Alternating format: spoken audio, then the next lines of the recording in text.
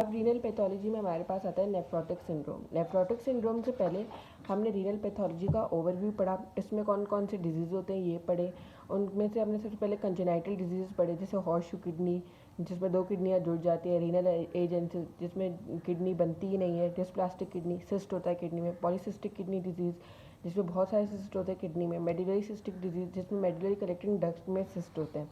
उसके बाद हमने पढ़ा ये acute renal failure. Acute renal failure में pre renal failure, blood flow की वजह से हमारा एक किडनी जो है वो फंक्शन करना बंद कर देती है। पोस्ट रीनल के भाई हमारी यूरिनरी ट्रैक्ट में मसले की वजह से हमारी किडनी अपना आउटफ्लो नहीं दे पाती, जिसकी वजह से उसका फंक्शन डिक्रीज हो जाता है। इंटर रीनल के भाई किडनी के अंदर ही जैसे ट्यूब्यूल में, नेफ्रॉन में, इंटरस्टिशियम में, इनमें कोई अगर मसला हो तो उसकी वजह से किडनी अपना काम छोड़ देती है। सही है, ये हो गया। अब हमारे पास आते हैं नेफ्रोटिक सिंड्रोम होता क्या है। नेफ्रोटिक सिंड्रोम नेफ्रॉन का सिंड्रोम है, नाम से पता चल रहा है नेफ्रॉन। नेफ्रॉन में हमारे पास क्या क्या आता है, सबसे पहले तो हमारे पास ग्लोमेरुलस आता है।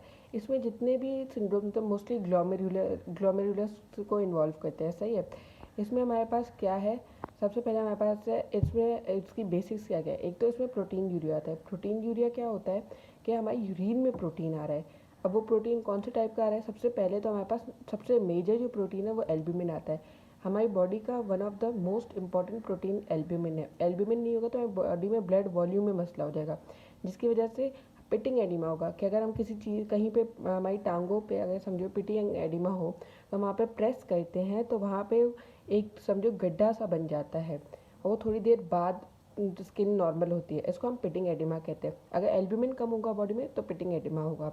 उसके अलावा हमारे पास हाइपो गैमा ग्लोबुलिन में आता है। इसमें क्या होता है, जो गैमा ग्लोबुलिन होता है ना, जो हमारे एंटीबॉडीज़ बनाता है, वो हमारे यूरिन में निकल रहा है। अगर वो निकल रहा है तो हाइपो हो जाएगा यानी कम हो जाएगा, जिसकी वजह से हमारी इम्यूनिटी डिक्रीज़ हो जाएगी। ऑब्वियसली एंटीबॉडीज़ नहीं बन रही तो इम्यूनिटी डिक्रीज़ होगी। तीसरा हमारा प्रोटीन एंटीकोगुलेंट एंटीथ्रोम्बिन 3 जो हमारे ब्लड में कोगुलेशन को रोकता है कि भाई बिला वजह कोगुलेशन ना हो, वो भी लॉस हो रहा है तो हमारी हाइपर कोगुलेबल स्टेट हो जाएगी, मतलब ज़्यादा कोगुलेबल स्टेट हो जाएगी, ज़्यादा हमारे ब्लड में क्लॉट्स बनने लग जाएंगे, जो कि हमारे लिए ठीक नहीं है क्योंकि वो हार्ट में आके थ्रोम्बोसिस करा सकते हैं।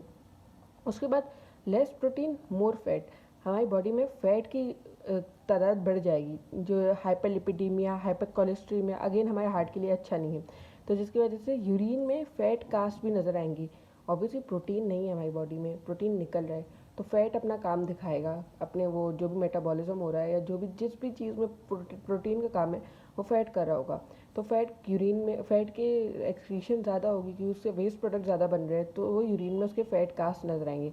तो ये सब नेफ्रोटिक सिंड्रोम की ये बेसिक्स थी। उसके बाद आता है हमारे पास सबसे पहला जो नेफ्रोटिक सिंड्रोम है, मिनिमल चेंज डिजीज़। ये जो है ना, ये बच्चों में ज़्यादा नज़र आता है। सही है, ये मिनिमल चेंज नाम से पता चल रहा है, मिनिमल चेंज यानी कम जो है ना चेंज होगा ग्लोमेरुलस में। डिजीज़ है लेकिन ग्लोमेरुलस इतना अलग नज़र नहीं आएगा।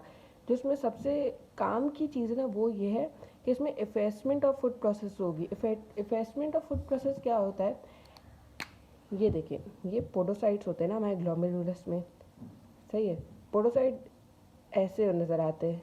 सही है, अब समझे कि 3D में ये ऊपर निकले हुए होते हैं, जैसे फिंगर्स होती है वैसे होते हैं। अगर इनको हम दबा दें, सही है, तो कैसे होंगे, ये ऐसे नज़र आएंगे यानी दबे हुए नज़र आएंगे, उसको हम इफेसमेंट कहते हैं। अगर दब जाएंगे तो उनका सरफेस एरिया कम हो जाएगा, वो अपना काम सही से नहीं कर पाएंगे। तो इलेक्ट्रॉन माइक्रोस्कोप पे हमें इफेसमेंट ऑफ फूड प्रोसेस नज़र आती है। सही है, दूसरा हमारे पास क्या होता है, दूसरा ये कि भाई हमारे प्रॉक्सिमल कॉन्वोल्यूटेड ट्यूब्यूल में लिपिड नज़र आएगा।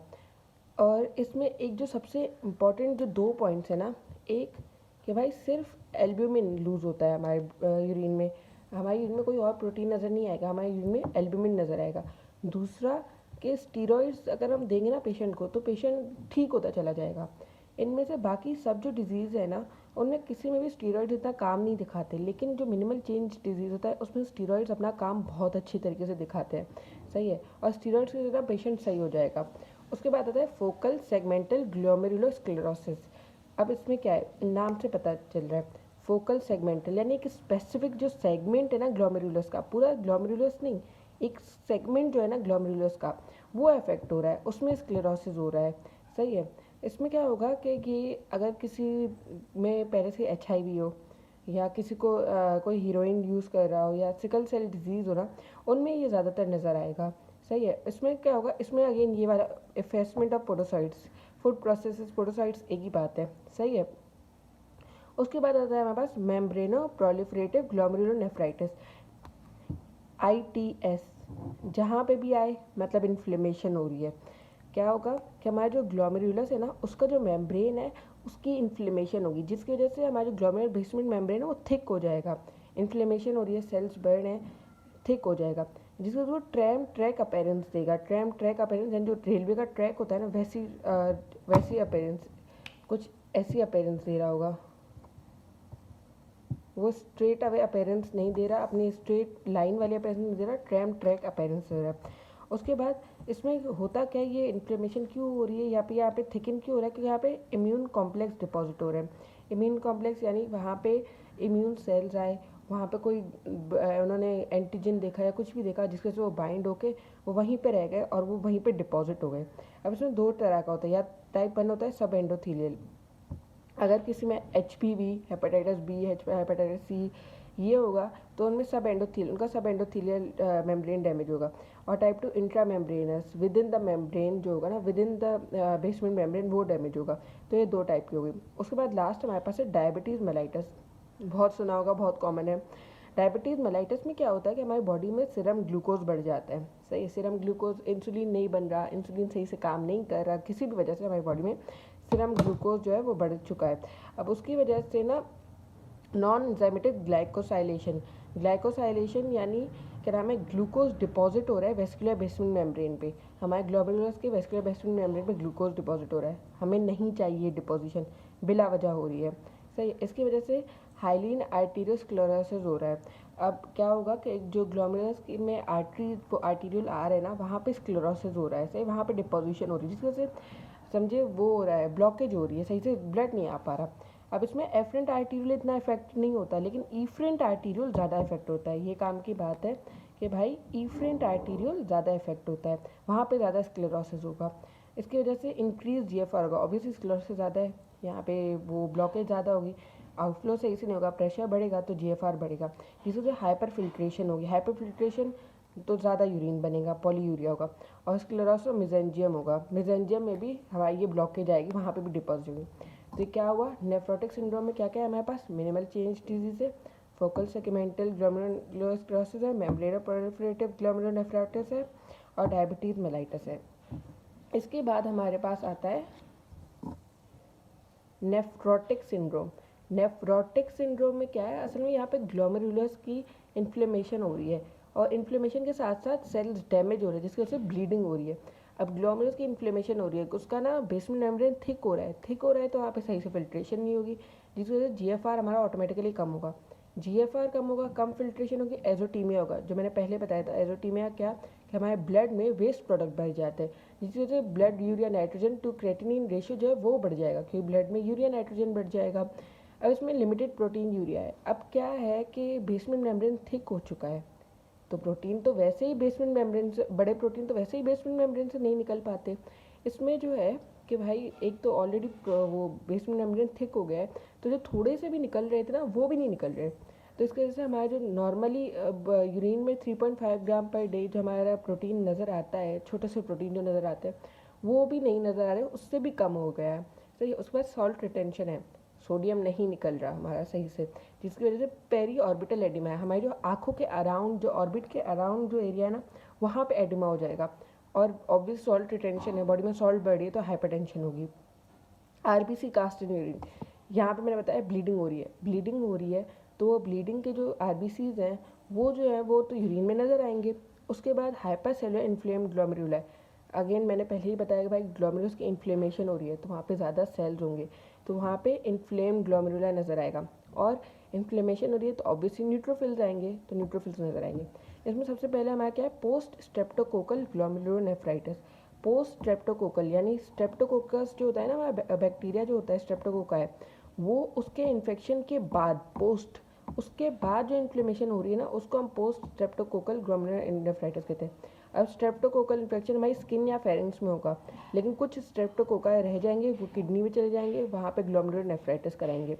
Presence 2-3 week after infection, infection हो गया, 2-3 वीक गुजर गए, सही है, उसके बाद ये होगा। उसके बाद haematuria, Cola coloured urine, important है।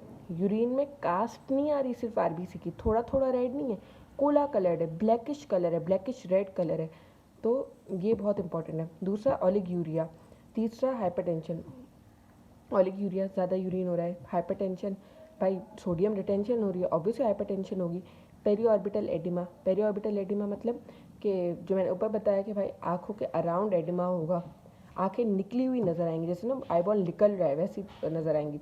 हाइपरसेलुलर इन्फ्लेम्ड ग्लोमेरुलाई, ऑब्वियसली इन्फ्लेमेशन हो रही है, ग्लोमेरुलाई हाइपरसेलुलर, वहाँ पे ज़्यादा सेल्स होंगे, वहाँ पे न्यूट्रोफिल्स नजर आएंगे, उसके अपने सेल्स बढ़ जाएंगे। Immune complex deposition, neutrophils bacteria से आके लड़ेंगे, सही है, बैक्टीरिया मरेंगे, न्यूट्रोफिल्स मरेंगे, वो जो मर के नेक्रोसिस होके वो जो इम्यून कॉम्प्लेक्स बनेगा ना, वो वहीं पे डिपॉजिट हो जाएगा, जिसकी वजह से सब एपिथेलियल हम्प्स नज़र आएंगे। सब एपिथेलियल हम्प्स क्या होंगे, ये हमारा ग्लोमेरुलर बेसमेंट मेम्ब्रेन है, यहाँ पे ये वो जो मस्जिद की गुंबद होता है ना वैसी नज़र आएंगे, ये सब एपिथेलियल हम्प्स नज़र आएंगे वहाँ पे, सही है। उसके बाद हमारे पास क्या आता है, रैपिडली प्रोग्रेसिव ग्लोमेरुलोनेफ्राइटिस, मतलब इसमें ना जो हमारा ग्लोमेरुलोनेफ्राइटिस हुआ है, जो हमारा नेफ्रेटिक सिंड्रोम हुआ है, वो बहुत जल्दी प्रोग्रेस करेगा रीनल फेलियर में। अब सिंड्रोम हो गया, अब किडनी अपना फंक्शन करना जल्दी जल्दी छोड़ती जाएगी, सही है। इसमें क्या होगा, इसमें जो इंपॉर्टेंट चीज़ें वो है कि यहाँ पे crescent in brown capsule, in Bowman capsule, यहाँ वो जो हमारे सेल्स होते हैं ना, यहाँ पे जो मैक्रोफेजेस आएंगे, वो जो है ना, वो जब नेक्रोसिस होगा ना उनका, तो उनका क्रीसेंट शेप हो जाए। क्रीसेंट शेप मतलब यूं करके जो शेप होता है ना, वैसा शेप, ये ऐसे शेप के सेल्स यहाँ पे डिपॉजिट हो जाएंगे, कहाँ पे, बाउमिन कैप्सूल में। बाउमिन कैप्सूल में डिपॉजिट होंगे तो ऑब्वियसली वहाँ पे फिल्ट्रेशन वगैरह सही से नहीं हो पाएगी। उसके बाद हमारे पास आता है, अब आईजीए नेफ्रोपैथी का दूसरा नाम है बर्जर डिजीज़, इसके नाम से पता चल रहा है आईजीए नेफ्रोपैथी।